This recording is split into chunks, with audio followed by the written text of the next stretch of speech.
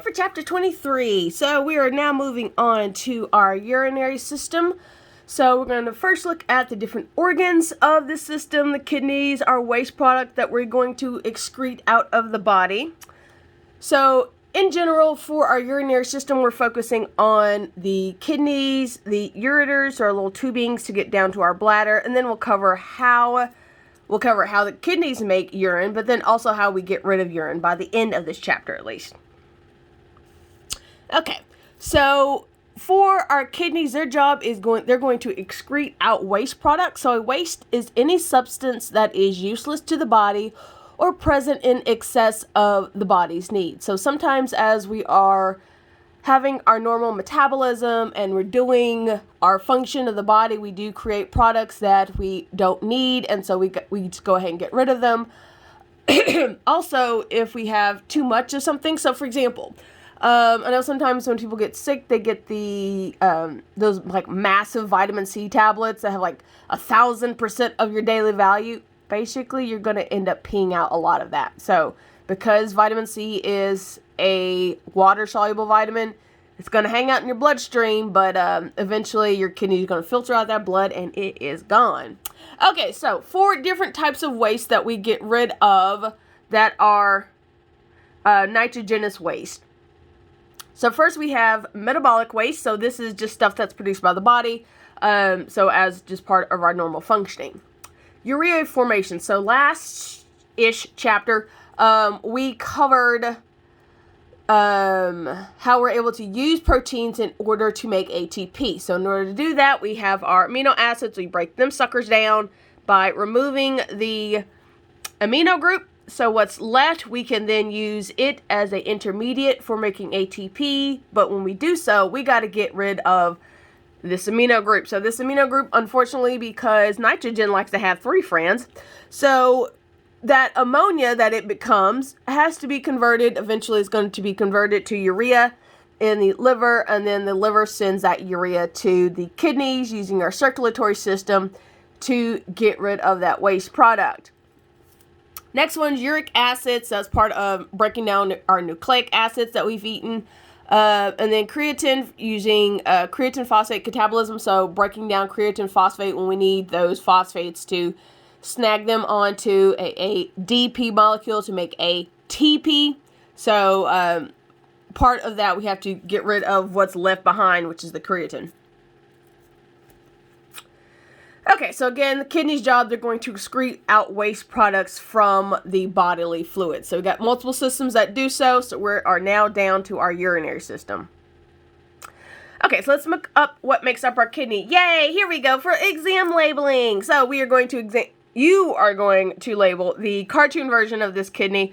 When we do the kidney dissection in the lab, that's pretty much all that's there. Literally, it's probably the most boring dissection you'll do. Literally, you cut it in half like a bagel, and that's it. That's all that's there. You can't see anything else different. Yeah, that's all that's there. Okay, so for the exam labeling, you will label the outer renal cortex, the pyramid of the renal medulla, so these little triangle shapes, pyramid, the renal column, so in between our little pyramids, the renal vein, so you won't have to label the other blood vessels, so only the renal vein, which the other blood vessel will be the renal artery going in, vein coming out. The renal pelvis, so that's where our urine collects before it goes into our ureters, which is our last piece for the labeling. Okay, so our kidney is about the size of a bar of soap. It also has a hilum, just like your lungs, to receive nerves, blood vessels, your lymphatic vessels, as well as this is where the ureter comes out of.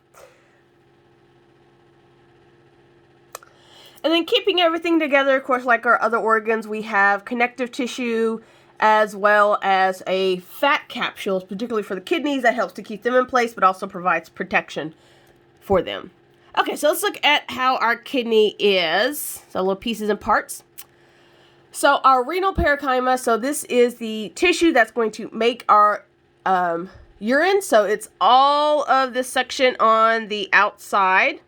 So there are 2 sections to that, which isn't on this slide. Sorry, my bad. Okay, so all of our renal parenchyma, it's going to eventually make urine that gets collected into the renal sinus area. So that's this kind of middle section here. So like if you're thinking about a black-eyed pea, it'd be like the darker or purple hull peas, that darker spot that's in the middle, kind of that area. Okay. Okay, there we go. 2 zones of the renal parenchyma. So we got the outer cortex and the inner medulla. So these have different functions as well as different compositions. So our outer renal cortex, we're going to look at the blood vessels for them, as well as some tubing structures for making urine. In the inner renal medulla area, we got our 2 sections. We got our renal pyramids. So that was the triangular shape I showed you earlier. And in between those pyramids, we have the renal columns. So with a kidney sections, we have a lobe of a kidney. So that's the pyramid section. And then the cortex on the outside of it. So kind of like the whole pizza slice of that section. And then there's a bunch of different vessels that will eventually take your urine, collect it from the areas where we're making urine, get down to our renal pelvis area, and then empty it out into the ureters. So that's just showing you and highlighting each different little section for our kidney anatomy. Okay, so again, job of the kidney is to take blood, filter it out, remove waste products, keep the stuff that we need. So it has to have blood supply in order to do that. So renal artery in, renal vein out. So let's start with the renal artery in. So we have a fine branching off of our renal artery, getting all the way to our renal cortex. So the capillary at the end of our renal artery branching is called the glomerulus. So that's where we actually are going to have our filtration. So once we have our filtration of our blood, then we have efferent, so E exiting out of the kidneys. So that the rest of that fluid is then drained away from those and then goes back to our renal vein out the kidney. So in our kidney structure, so this section up here, this is the cortex region. Down here below is your medulla region. So in the cortex here are 2 different types. So there's 2 different types of shapings. Basically for what we're going to do is we're going to focus on this one. So with our capillary balls, so we have again, finer and finer branching to get to these little capillary balls. So that's where the glomerulus is. Then we have these different tubing structures where we have exchange of nutrients and waste products. So we filter out the blood, we keep back the stuff we want to keep, we get rid of some other stuff, and so it's going to be the stuff we keep back, we send it back into our circulatory system using the veins, and then for the stuff that we don't keep, that's part of our waste product, we actually send it along our collecting duct and eventually down to the ureter to be excreted out. So along this tubing structure, we have 2 different types of capillaries that are around the tubes because that's where we have our exchange from the filtered blood plasma that we did in the glomerulus little ball of kidneys. So the first one is the peritubular capillaries. So that is near the glomerulus, as well as our proximal and distal convoluted tube. So convoluted is just a fancy word for tangled up looking. So this kind of balled up, tangled mess of tubing, but that's actually important. It just allows for more surface area for our exchange. So our peritubular capillaries around those structures. And then one of our tube structures, so we have a certain pattern of how stuff works. It goes through our proximal, so nearby. And then we dip down with this nephron loop. And that actually has its own different set of capillaries. And then we go back to our distal one, so we've gone far away before dumping into our collecting duct. So for this second one that dips into the medulla region, the blood vessel capillary for it is the vasa recta, so that's serving that area of our tube structures for making our urine. Okay, so let's look at these Ch23 tubules, what they're, how they function. Oh, yay, look, we have exam labeling. Okay, so here are the pieces and parts you're going to label. So the glomerulus, your proximal convoluted tube, nephron loop, distal convoluted tube, and the collecting duct. So same pattern of how the fluid flows through this tube structure. So we start in the glomerulus, we end in the collecting duct. So showing you those pieces and parts. So we have the glomerulus, which hangs out in our renal corpuscle. So that's the kind of ball that's around our glomerulus capillary bed. And then the tubing is basically everything else. So we have our proximal convoluted tube, so again, nearby. Our nephron loop, whoop, and our distal convoluted tube, so far away, as in distant. And then that drops into our collecting duct, which is eventually going to collect other urine from other nephrons, so other tubule sections, and that is going to be eventually again sent to the ureter to be excreted out.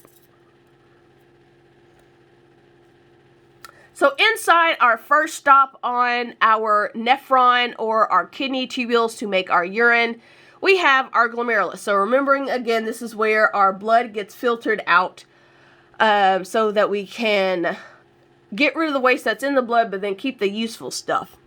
So we have two different poles. We have the vascular pole, so vascular as in the blood vessels.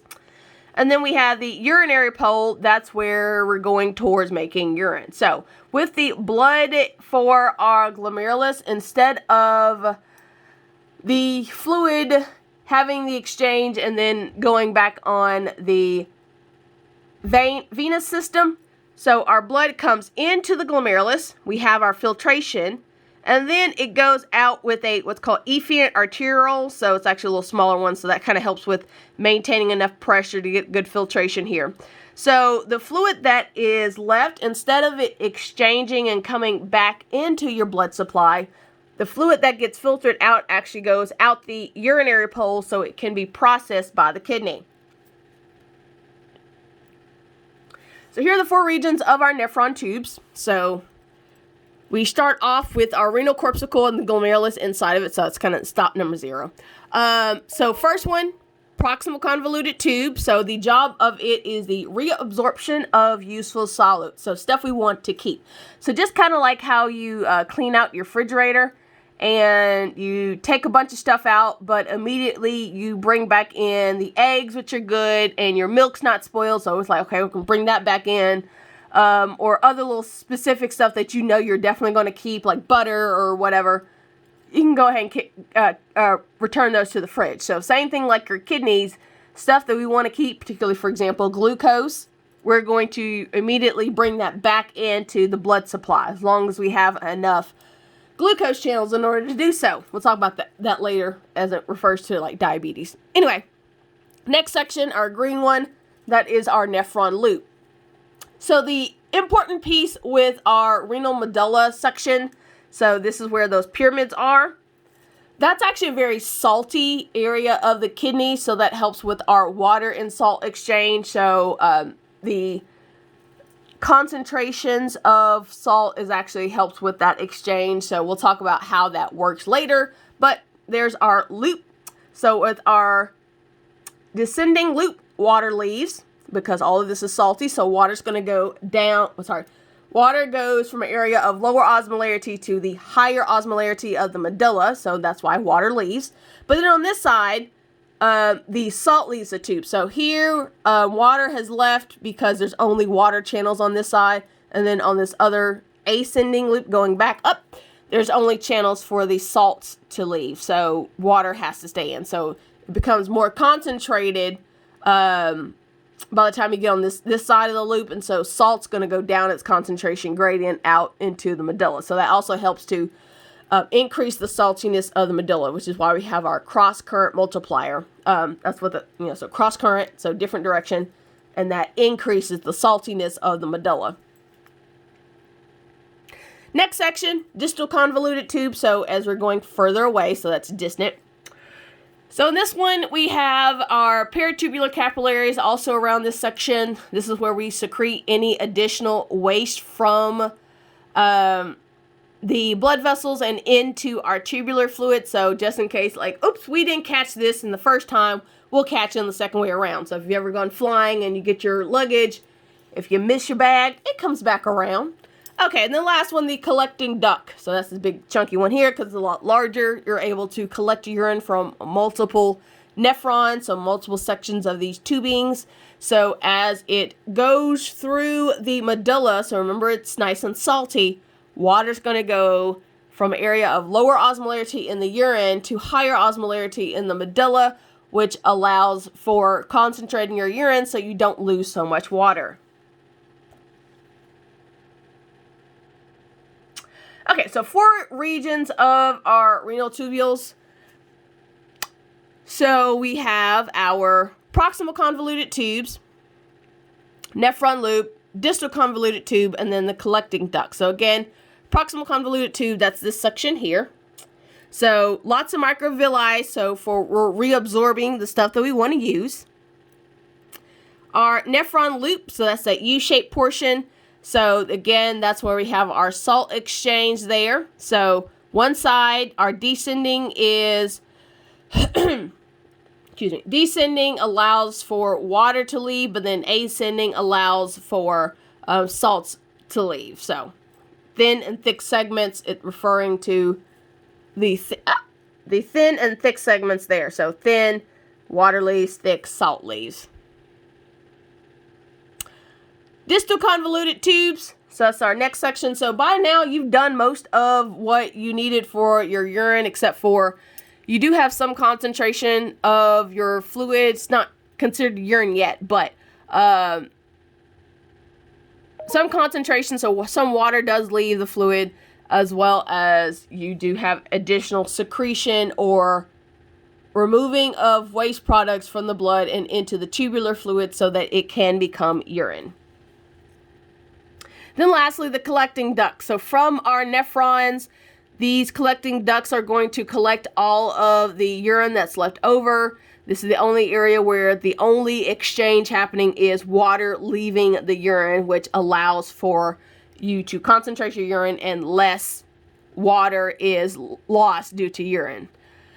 So, on your study guide, knowing the flow as you're going through your different tubule structures. So we start the glomerulus, or our glomerular capsule. So that's our capillary bed. Then our proximal convoluted tube, nephron loop, distal convoluted tube, collecting duct, skip, because I don't care about you knowing those, going from the ureter, leaving the kidney to the bladder, and then out of the body using the urethra. So with our different types of nephrons, we have 2 different types. Again, I mentioned this earlier. They're slightly different, but it's the same function. You are going to have the processing to create create your urine. It's just one has more of a deeper loop into your medulla than the other one does. Okay, I'm going to stop here and we're going to start a new video because we are almost at 20 minutes.